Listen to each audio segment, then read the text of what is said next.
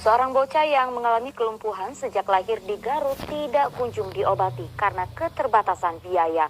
Polisi kemudian membawa sang anak dari rumah yang berada di dekat kandang ayam untuk diberikan penanganan medis di puskesmas.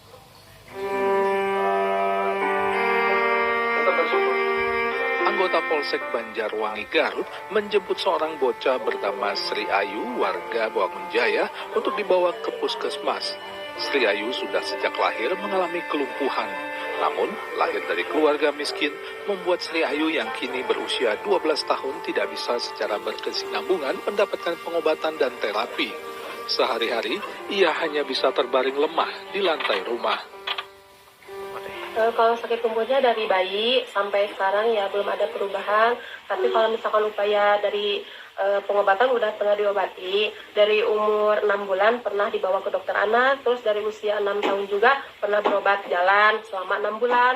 Cuma Ayu tuh nggak terus berobat jalan dikarenakan kondisi ekonomi, keadaan keluarganya juga yang kurang memadai. Karena kondisi ekonominya juga, jadi Ibu Siti itu diperhatiin sama masyarakat, terutama Bapak DKM-nya juga.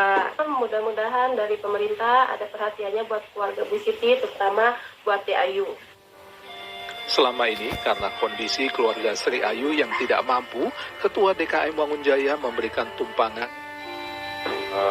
Sumbangan dari Bapak Ketua DKM di situ, mereka benar tinggal di dekat kandang ayam, dan mereka sebenarnya memang belum punya rumah sama sekali. Tapi ada warga yang luar biasa memberikan rumahnya untuk ditinggal di situ. Hasil pemeriksaan awal pihak Puskesmas Banjarwangi, Sri Ayu menderita cerebral palsy atau kelumpuhan otak yang harusnya mendapatkan terapi rutin agar kondisinya bisa lebih baik. Setelah mendapatkan diagnosa awal di Puskesmas, Sri Ayu akan segera dirujuk ke RSUD Garut untuk mendapatkan penanganan medis lebih lanjut. Kemungkinan Sri itu terjadinya cerebral palsy, jadi adanya kelumpuhan pada bagian otak yang menyebabkan kelumpuhan pada seluruh bagian tubuhnya.